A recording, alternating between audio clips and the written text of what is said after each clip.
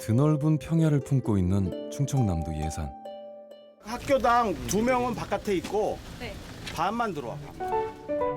1m 남짓 깊이로 파놓은 구덩이로 학생들이 들어가기 시작합니다. 자, 이 단면 앞에 저 검은 모자. 단면을 네가 나눌 수 있는 대로 나눠봐봐. 이들은 전국에서 모인 토양학도들인데요. 토양을 구분하라는 미션이 주어졌습니다. 그 나누는 기준은 뭘로 나눠? 토성이나 구조. 단면을 볼 때 제일 중요한 거는 토성 구조요. 토양 단면을 눈으로 관찰해서 그 특징과 기능을 평가해 활용 방안을 제시하는 토양조사 경진대회가 열리고 있는데요. 저희가 그 토양이 이제 어떻게 생성이 되고, 그다음에 토양과 이제 토양이 어떻게 다른지에 대한 그 현장 교육을 통해서 실제적으로 이제 그 농업 또는 환경의 가장 기본이 되는 토양을 잘 이해하는 것이 이제 가장 기본적인 목적입니다. 우리가 매일 밟고 살아가는 흙. 하지만 평소에는 무관심한 채 살아가기 쉬운데요. 토양 관련 학문을 전공하는 대학생들도 현장에서 토양을 구분하고 분석해보는 이런 기회가 흔치 않습니다.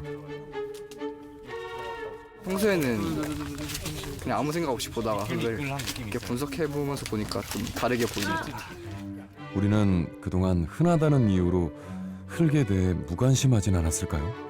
흙은 공기나 물과 달리 이동성이 낮아 한번 오염되면 그 영향이 서서히 오랫동안 지속됩니다. 흙은 우리가 생각하는 것처럼 무한한 자원이 아니기 때문이죠. 토양은 유한 자원입니다. 그래서 우리가 앞으로 이제 후손에게 좀 더 깨끗하고 건전하고 양질의 토양을 나눠주기 위해서는 이러한 토양을 잘 보존하는 것이 가장 중요합니다.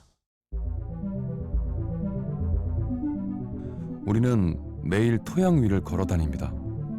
우리의 삶은 숨을 쉬게 하는 공기처럼 토양이 필요합니다. 이제는 토양에 관해 이야기할 때이며 확실히 토양 보호를 시작해야 합니다. 이 순간에도 사라지고 있는 흙. 흙은 무한 자원이 아닙니다. 흙을 가꾸지 않으면 농사를 지을 땅도 사라질 수 있습니다.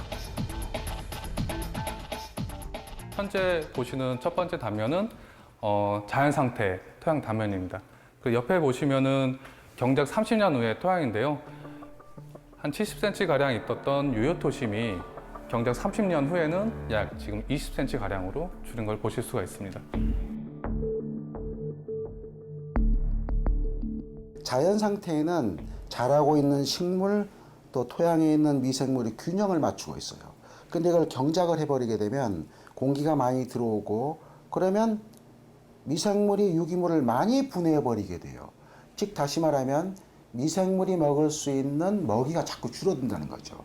그러면 결국은 미생물의 숫자와 종류가 줄어들 수밖에 없고요. 미생물의 종류와 숫자가 줄어들면 토양 안에서 과거부터 진행되어 왔던 물질 순환이 이게 잘 안 되는 거죠. 우리는 흙에서 먹을 것을 얻고 흙 위에 터를 잡고 살다 흙으로 돌아갑니다. 우리 생명의 원천이자 우리 농업의 밑바탕이 되는 흙. 인류에게 없어서는 안 될 유한 자원인 흙의 가치에 대해 생각해 봐야 할 때입니다.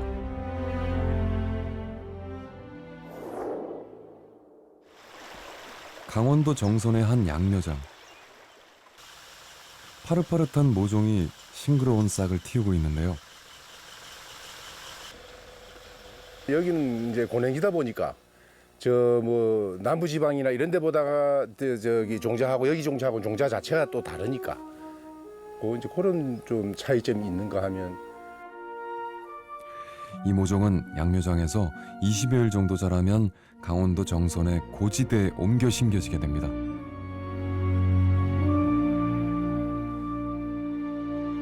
여름철 전국 제1의 배추 산지인 강원도 정선의 고랭지.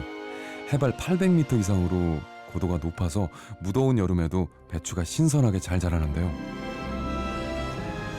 강원도 고랭지 배추의 경쟁력은 이 산비탈에 숨어 있습니다. 이제 해발 800 정도나 900 정도 지역에 위치한 곳이 많지 않고 우리 지역 같은 경우는 고랭지 배추 농사 짓는 부분 자체가 다른 지역보다는 나름대로 그냥 재배 기술도 좀 좋고 또 기후와 이런 부분도 좋기 때문에 다른 지역보다는 경쟁력이 아직은 좀 있는 것 같습니다. 이 지역의 흙 또한 다른 지역과는 다른 특성을 가지고 있습니다. 강원도 정선 고랭지의 토양은 우리나라에서는 보기 드문 석회질 토양인데요.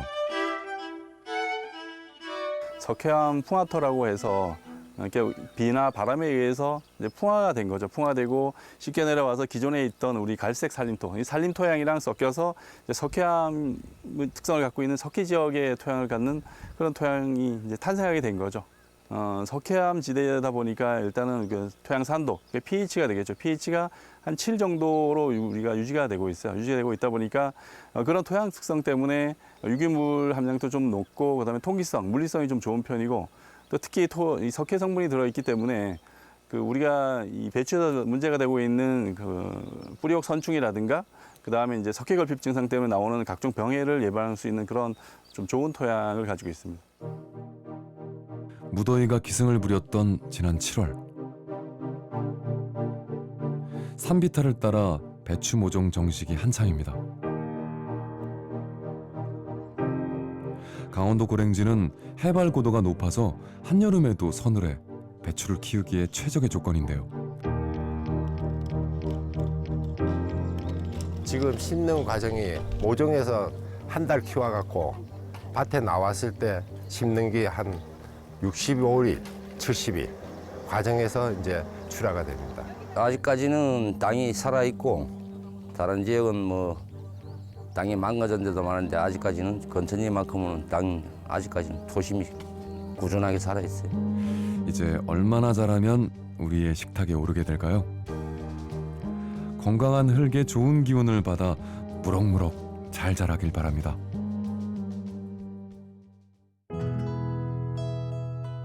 차가운 바람이 코끝을 스쳤던 지난 2월, 제주의 동쪽 끝에 자리한 성산읍에서 봄 감자를 심고 있습니다. 제주의 다른 지역에 비해 이곳의 흙은 유독 검습니다. 농사짓기 가장 좋은 검은 흙은 유기물이 많다는 증거입니다. 이게 화산화토예요.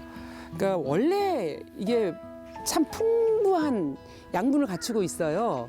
제주의 흙은 정말 제가 봐도 풍요로워요. 아주 풍성하고 영양분이 듬뿍 들어있는 게 느껴져요.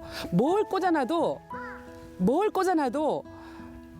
그곳에서는 그것을 꽂는 그것이 다 솟아나와요.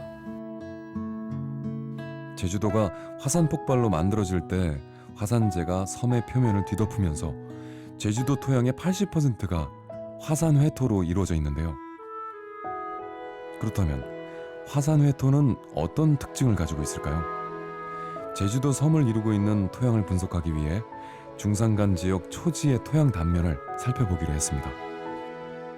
그 토심 깊고 안반층도 없고 유기물 함량이 20% 넘게 유기물 함량도 많고 이런 토양을 남원통이라고 그럽니다.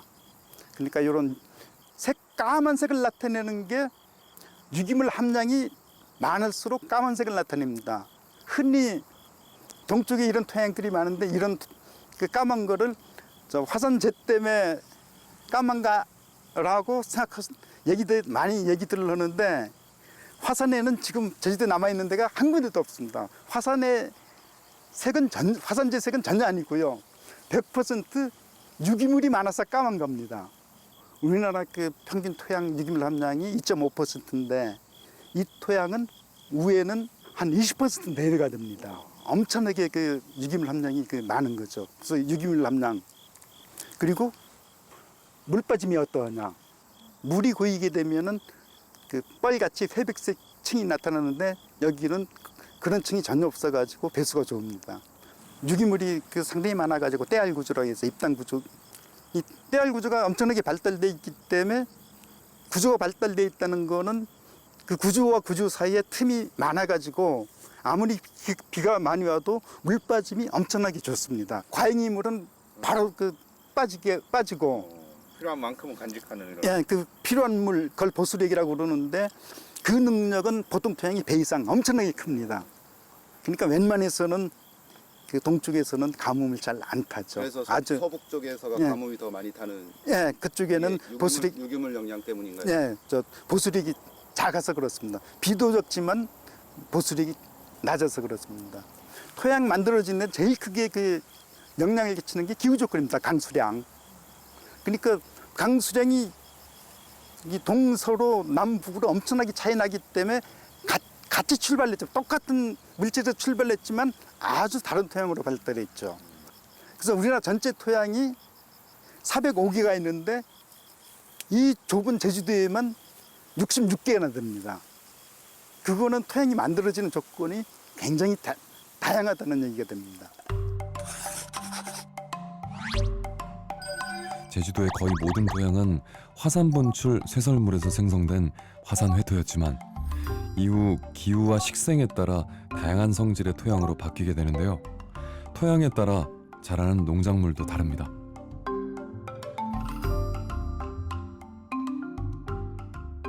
참 제주도는 이 토양 구조가 다양하게 돼 있어서 거기에 맞는 농산물도 다양하게 생산되고 있다고 생각이 됩니다. 남부 지역에는 이 과실류, 밀감 종류, 그리고 서부 지역에는 그 양채류, 양배추, 대정 지역에는 마늘같이 이렇게 작은 땅덩어리지만 토양 구조가 다양하게 돼 있어서 거기에 생산되는 농산물도 참 다양하다는 얘기죠. 이 동부 지역 같은 경우는 그 화산 회토라서 물빠짐이 참 좋습니다. 좋아서 그 근처의 뿌리 작물, 특히 무 같은 경우는 국내만이 아니고 미국까지도 수출을 많이 하는데. 제주농업기술원의 송관철 박사는 국립농업과학원에서 근무하는 동안 10년여에 걸쳐 전국의 토양들을 분석해 우리나라의 전체 토양을 재분류했습니다. 이러한 작업을 통해 농업과 자연과학, 다양한 분야에 적용할 수 있는 기본 토양 정보를 제공할 수 있게 됐습니다. 토양도 이름을 가지고 있는데 이를 토양통이라고 합니다. 우리나라의 토양통은 약 400여 개 정도 되는데요.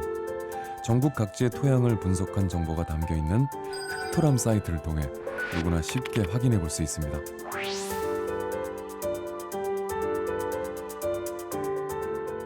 우리나라 전 국토가, 특히 제주도뿐만 아니라 전 국토가 이 토양 조사가 돼 있어가지고 흑토람에 들어가면 자기 경작지가 무슨 토양통이라는 걸 알 수 있고 또 그 토양통에는 각각의 작물에 대해 가지고 최적진지 적진지 그런 정보가 전부 나와 있습니다. 그러니까 토양통을 알고 그 적지 조건을 알게 되면은 그 가장 현명하게 이 농경지라든가 초지라든가 과수원으로서 그 이용할 수가 있게 되는 겁니다.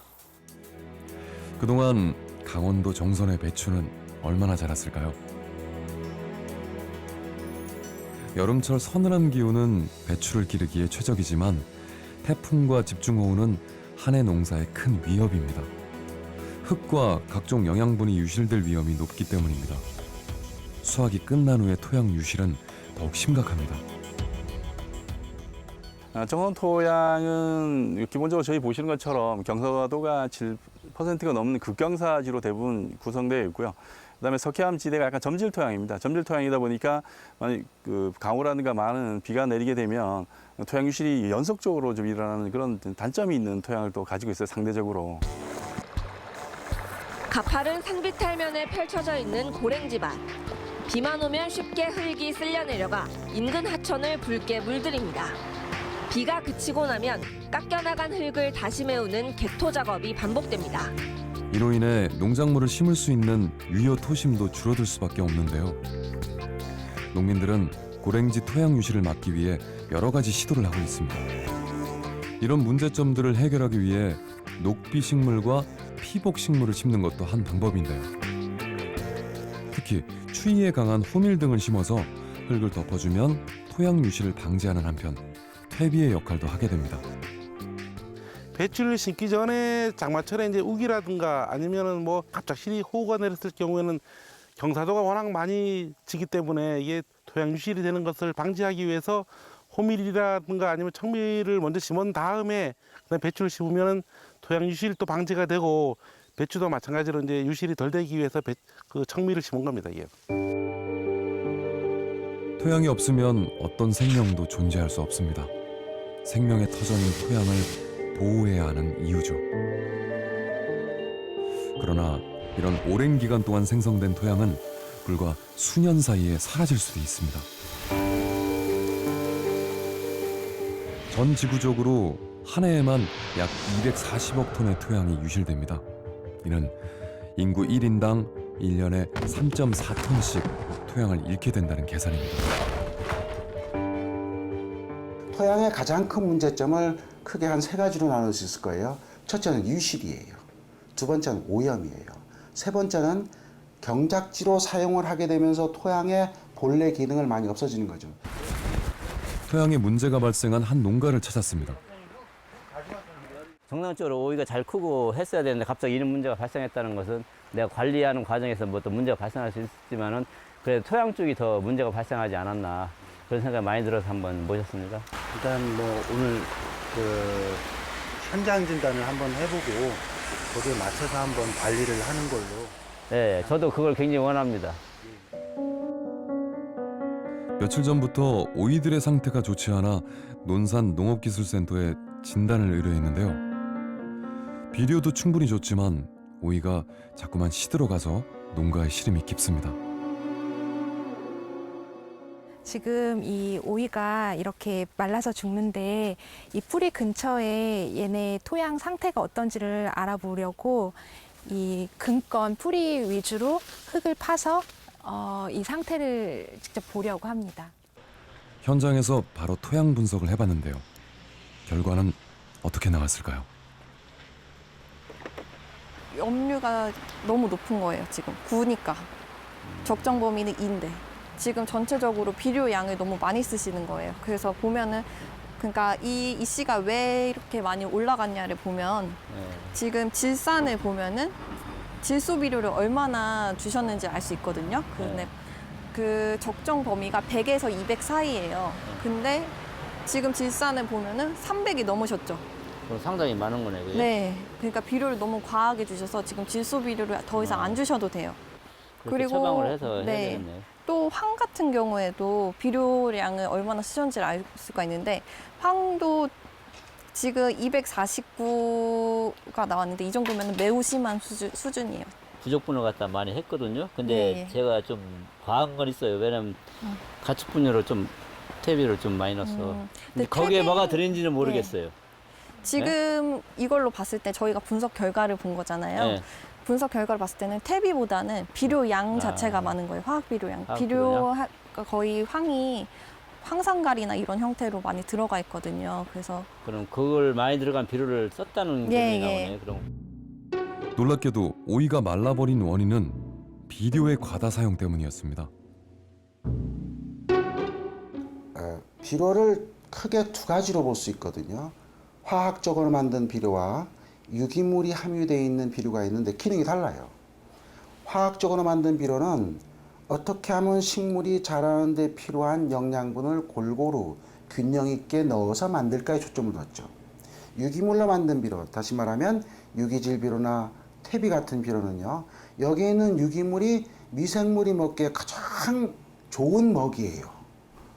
그래서 화학 비료를 많이 사용하게 되면 결국은 토양에 있는 유기물이 점점점 줄어들게 되고 미생물이 활동이 더디게 되고 결국은 이게 화학비료 과용에 의한 피해로 나타나게 되겠죠.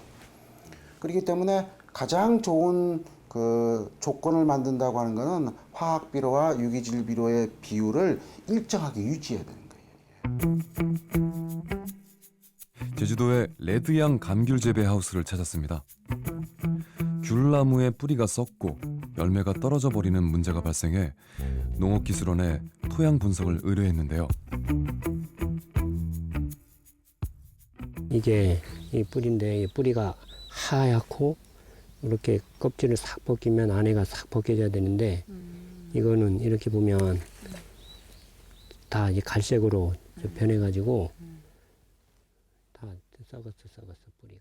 지금 정상적으로 이제 생육이 되고 그 감귤이 그 달렸다면 지금 한 잎이 한 30개에서 한 40개 정도의 감귤이 달려 있어야 되는데 지금 감귤도 많이 달리지도 않았고 또 크기도 지금 훨씬 다른 농가에 비해서 이제 훨씬 크기도 작고 이제 그런 상태가 되겠습니다.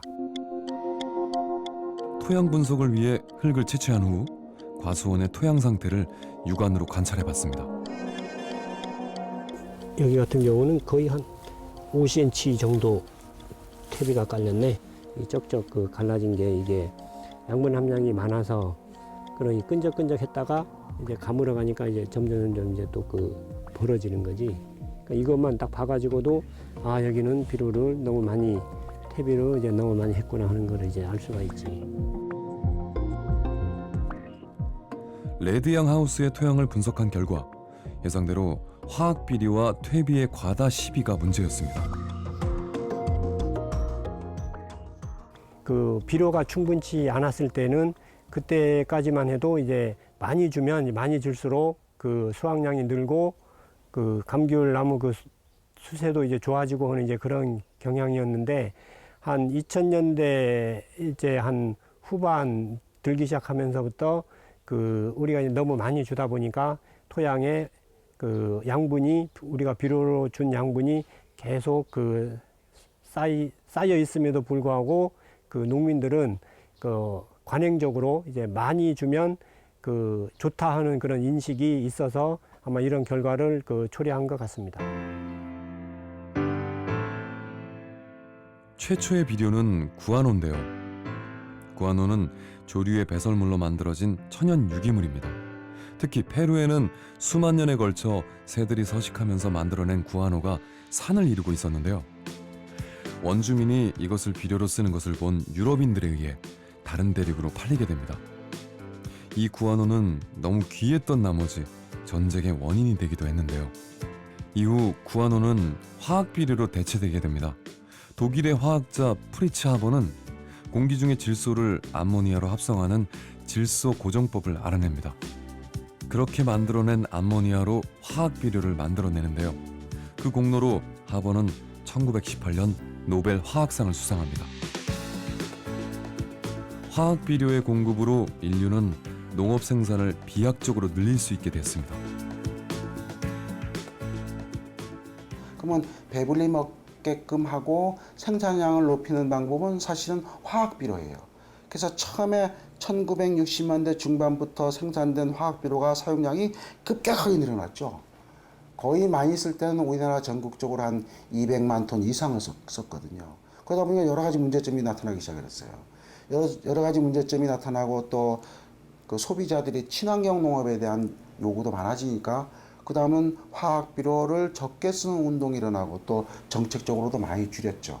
그래서 지금은 우리나라 전체적으로 쓰고 있는 화학 비료 양이 약 100만 톤 정도 돼요.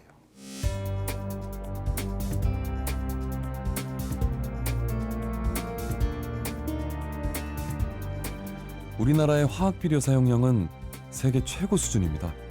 캐나다의 3.4배, 미국의 2배에 달하는 높은 수치를 기록하고 있는데요. 비료 사용으로 농산물 생산량이 늘어나긴 했지만 토양 오염과 수질 오염 같은 문제가 생기기 시작했습니다. 우리가 주는 비료가 100% 이용을 못해요. 질소 같은 건 일부가 날아가요. 나머지들은요, 지하수로 내려가거나 일부는 강으로 흘러갈 수밖에 없죠. 근데 강으로 흘러가는 양은 상당히 많을 수밖에 없어요. 왜냐하면 비료를 주게 되면요, 토양이 아주 조그만 입자, 점토, 찰흙 같은 입자 이렇게 달라붙어요. 그러면 비가 많이 오면 물만 흘러게 하는 게 아니라 이 토양에 작은 점토도 흘러가거든요. 점토가 흘러갈 때 우리가 준 비료가 같이 포함돼서 흘러가 버리는 거예요. 그러면 강이나 바다에 있는 생태계가 교란이 일어날 수밖에 없죠. 제주 지역 감자 재배에 적합한 비료량을 알아보기 위해 비교 실험을 진행했습니다.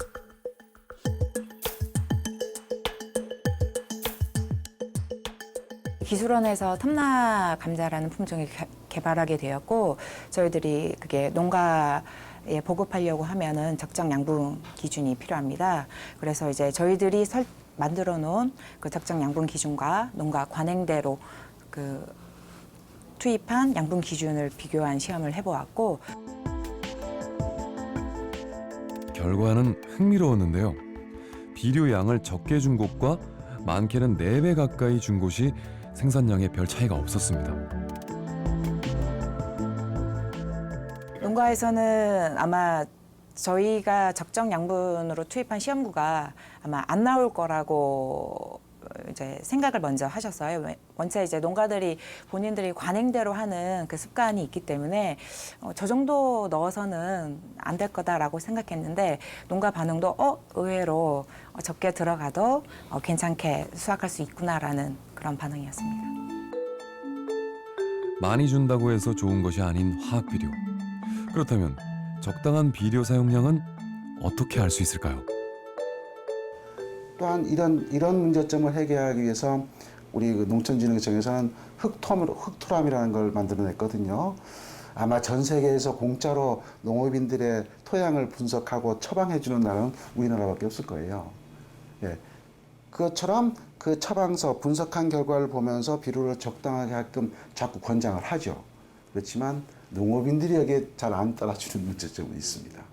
그 면적당의 그 비료 전국의 토양을 분류해 작물별로 처방까지 해주는 흑토람. 하지만 아직까지 농민들에게는 생소하기만 합니다. 세세하게 나와 있는데 여기 그 숫자가 그러니까 스마트폰이든 집에 그 컴퓨터든 그 흑토람이라는 사이트만 들어가면 내 밭의 현재의 상태를 알 수가 있습니다. 여기에 그 들어가서 우리 직원이 안 나와 하는 데는 지금까지 검사를 5년 동안은 한 번도 안 한 겁니다. 5년 동안은 한 번도 안 한 이제 그런 것. 흑토람은 우리나라의 방대한 토양과 농업 환경 정보를 데이터베이스화한 토양 환경 정보 시스템입니다. 농사를 지을 때 작물별 토양 적합도를 평가하고 알맞은 비료량을 제시하는 토양 지도를 쉽게 찾아볼 수 있습니다. 토양 환경 지도 같은 경우는 1964년 이후부터 한 50년 이상 토양 조사를 한 결과가 되겠고요. 그다음에 토양 화학성 비료 사용 처방들은 각 시군센터에서 계속 농업인들의 이제 토양을 이제 검정한 데이터가 축적이 돼서 상당히 방대한 데이터가 지금 가지고 있습니다.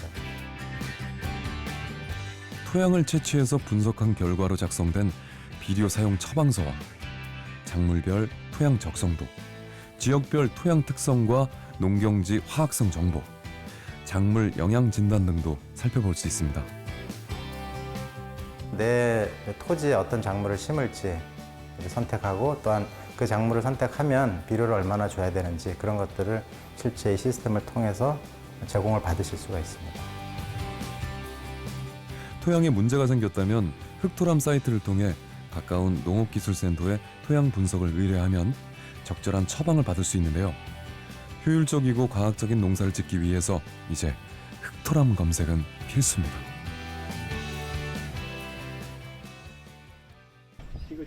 2년 전 토양에 문제가 발생했던 제주의 상추 농가를 찾았습니다. 토양 검사를 받아보거나 하지 않았으면 또 이제 비료는 또 계속 했을 건데 했는데 하지 않은 상태에서 이만희 만들었고 그러니까 초기 투자가 적은 거죠. 초기 투자가 적었는데 물량을 이만큼 만들었으니까 처음부터 비료를 많이 주면 여기 있는 거를 비료기를 꺼낼 수 있는 방법이 없으니까 처음에는 적게 주고 나중에 안 자라면 나중에 추가로 주는 거는 이제 얼마든지 가능하니까 맞아 그거 그런 식으로 이제 관리를 하는 게 좋은데 우리 이제 욕심이 과하다 보니까 솔직히 욕심이 과했습니다.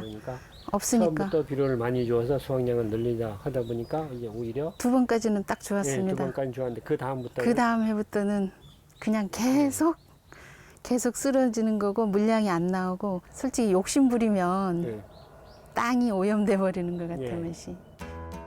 지금은 상추가 싱싱하게 잘 자라고 있지만 2년 전 비료 과다 사용으로 한 해 농사를 망쳤다고 하는데요.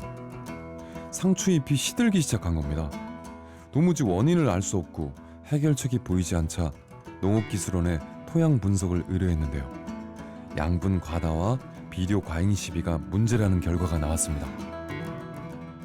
토양을 토양을 검사하니까 양분이 너무 많아서 영양이 너무 과다하면 그게 전도 흡수를 못한다 하는 결론을 얻어서 그 얘기를 기술원에서 말씀해 주셔서 영양 과다구나 해서 그다음 그게 그래서 다른 품종 수단그라스 보리 그거를 연타 갈면서 양분을 많이 빼는 농사를 많이 했습니다.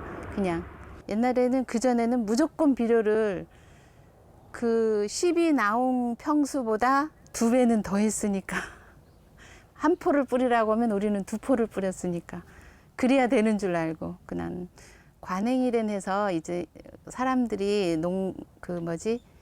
노지에서 하는 그 습관을 내가 그대로 따라 해버리니까 여기 하우스라는 조건도 생각 안 하고 솔직히 무지에서 온 거구나 그 결론을 얻긴 얻었습니다. 하우스 한쪽에 가축 분뇨로 만든 퇴비가 쌓여 있는데요. 부숙되지 않은 퇴비를 준 것도 문제였습니다. 부숙되지 않은 퇴비는 농작물에 심각한 해를 끼치고 각종 기생충과 세균의 온상이 되는데요. 지금은 거의 그런 어서. 집들은 안 보이고 이건 우리 예. 깨 심었던 거 예. 여기 부셔 놓은 거고 예, 그러니까 이게 순순히 그 사료 먹은 그 배설물밖에 아니라, 없으니까 양분이 옛날 퇴비하고는 너무 달라요. 근데 사람도 그거 몰라 마시네. 예. 나도 몰라. 농사하는 사람은 모르는 것 같아. 그러니까 이게 그 집 들어 있는 상태에서 썩는 속도하고 예. 이거가 더 오래 걸려. 맞아. 예. 과다한 비료와 퇴비 사용으로 염류 장애를 겪고 난 후 큰 교훈을 얻었다는 김미선 씨. 무엇보다도 토양 관리의 중요성을 깨닫게 됐습니다. 아니 땅만 살아나면 농사는 쉽다는 걸 해본 사람은 다 알아.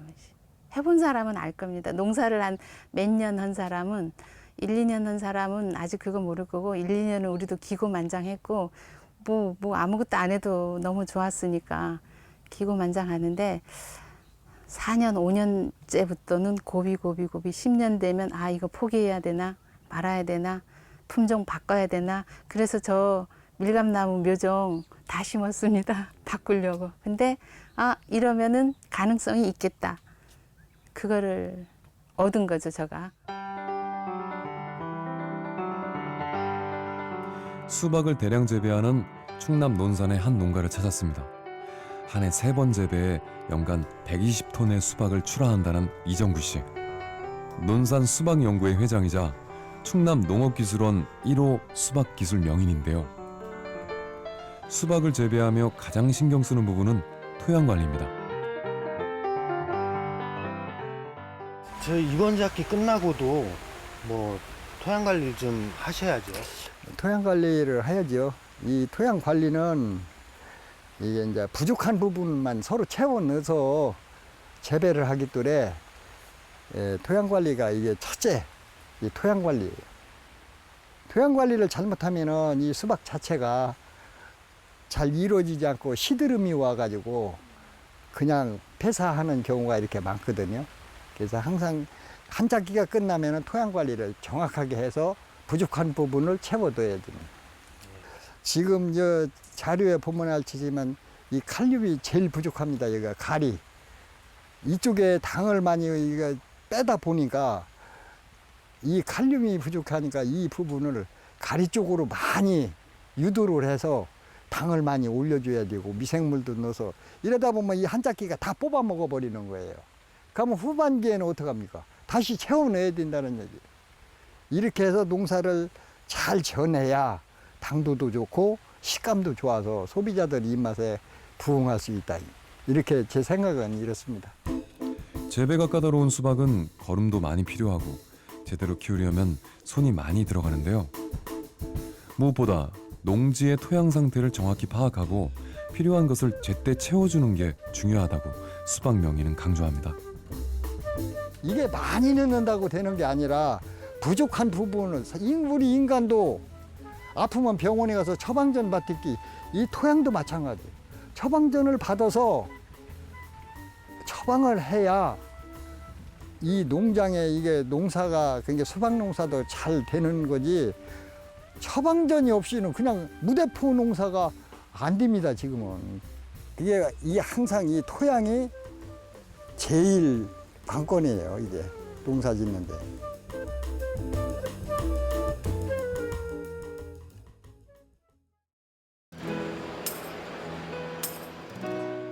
지난 7월 농업박람회가 열렸습니다. 다양한 최신 장비와 IT 기술을 접목한 스마트 농업 전시관까지 한자리에서 만나볼 수 있었는데요. 국내외 최고의 전문가들이 모인 농업 포럼도 열렸습니다. もともと IT の世界にいましたので、できればセンサーで測ってそのデータが通信でクラウドに上がってそこで管理分析できるようなシステムがないかなと。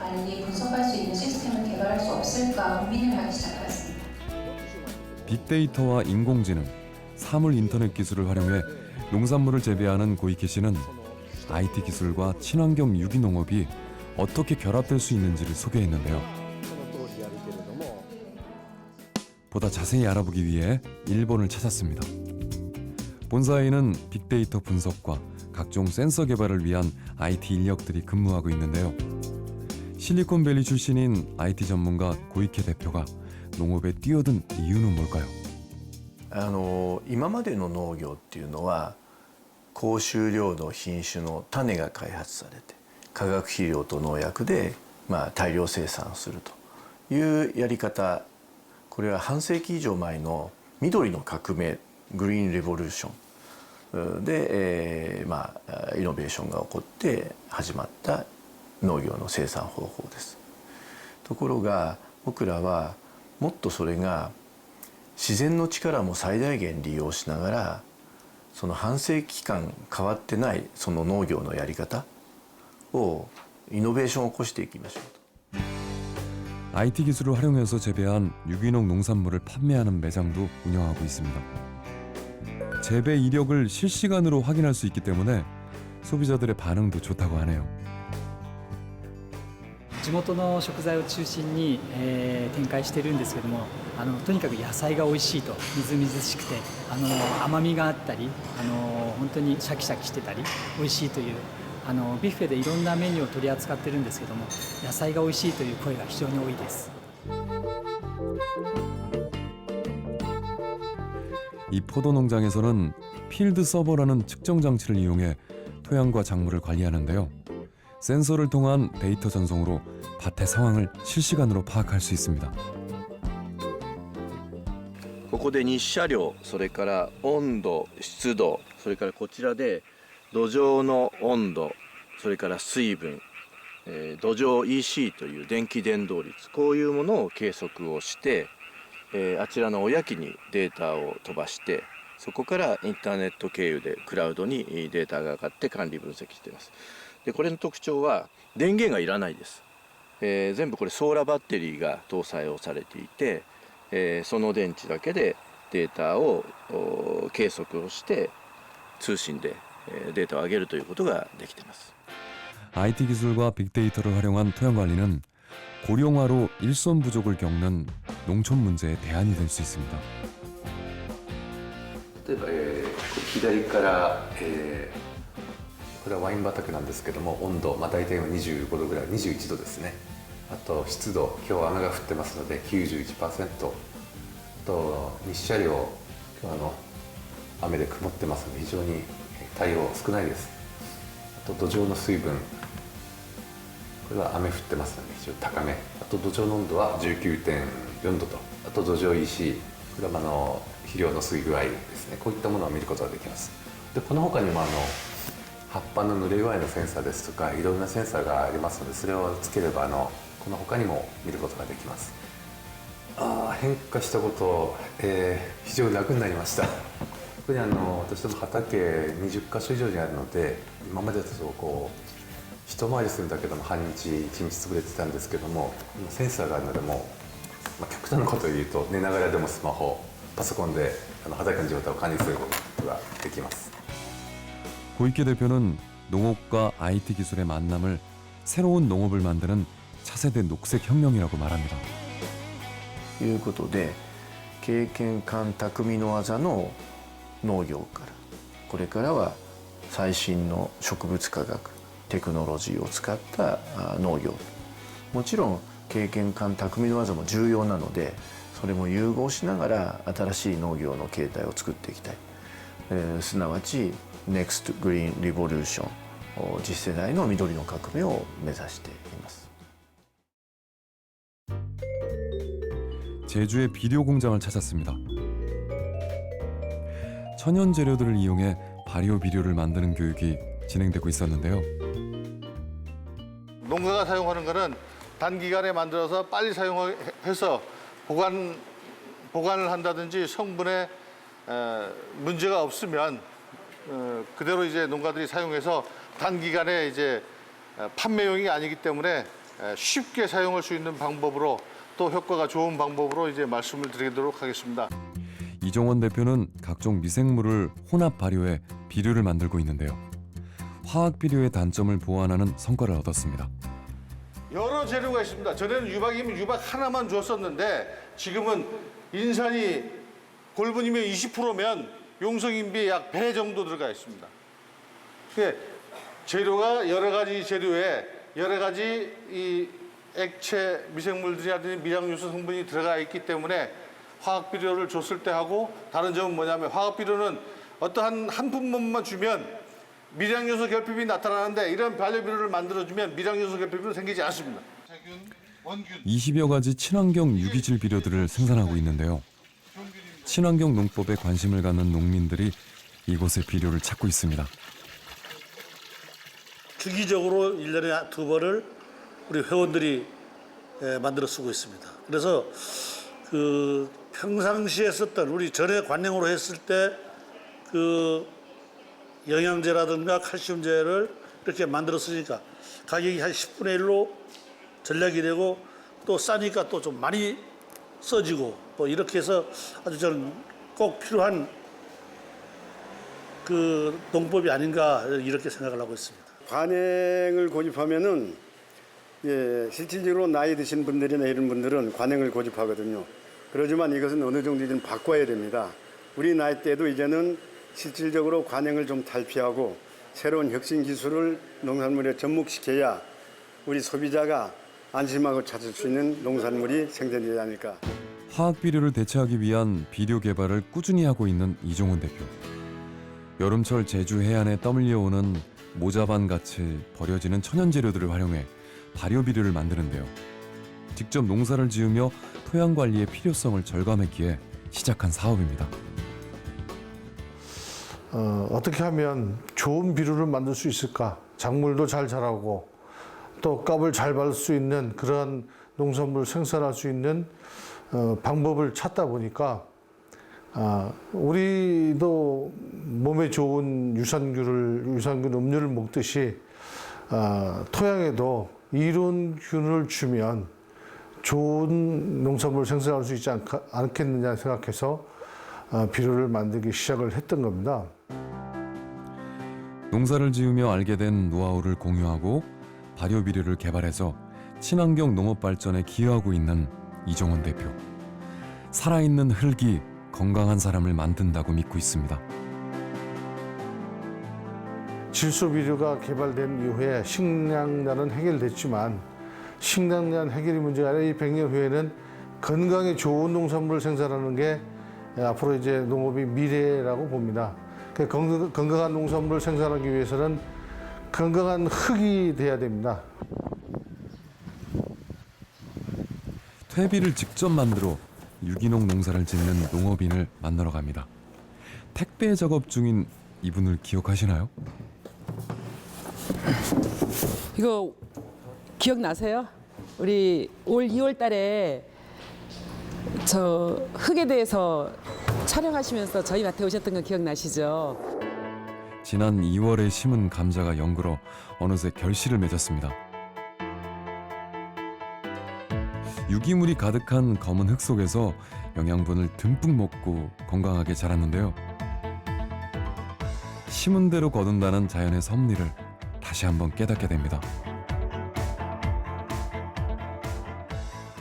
막 너무너무 밭 좋았잖아요. 그때 그 씨앗 심었던 수확한 거예요.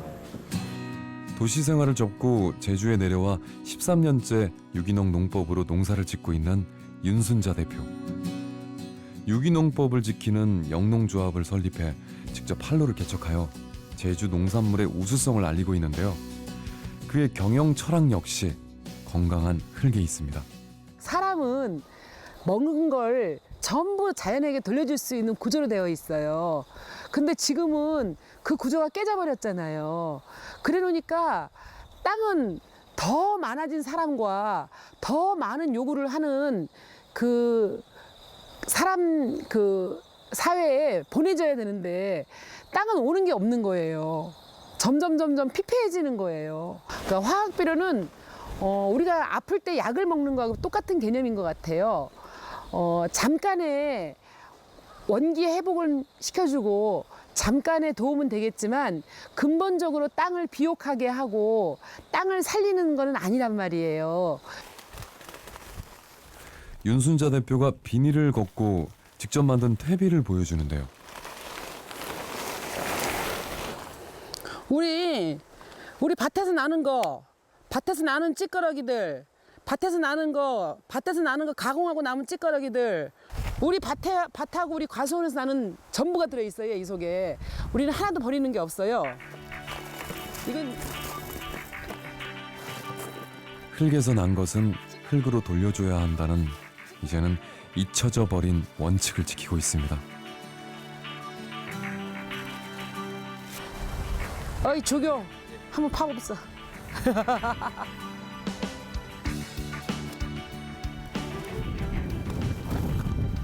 이게 모든 게 다 들어있어요, 이 속에. 쌀깨도 들어있고, 그리고 보시면 알겠지만 이렇게 다 들어가서 이미 이제 발효가 다 끝났어요. 잘 발효된 퇴비는 보드라운 흙이 됩니다. 흙에서 나온 것은 버릴 게 하나 없습니다. 얼마나 구수한지. 인간을 살리고 자연을 살리는 소중한 흙.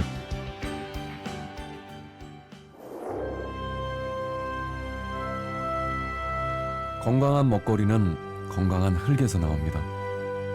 흙의 가치를 잊어버리면 안 될 이유입니다. 우리가 가장 흔히 보는 게 흙이고요. 우리가 길을 걸을 때 밟고 다니는 것도 흙이고, 그냥 씨를 뿌리면 식물이 자라는 게 흙이기 때문에 흙의 가치가 없다고 생각하는 경우가 많아요. 그렇지만 흙이 갖고 있는 중요성을 꼼꼼히 생각을 하고, 그러면 아마 우리 주변에 있는 어떤 것보다도 가장 소중하게 간직을 하고 유지하고 보존해야 될 것이라는 걸 깨닫게 될 겁니다. 오랜 세월 걸쳐 만들어진 인류의 귀중한 자원 흙. 흙의 가치를 지켜야 우리 농업에 미래가 있습니다.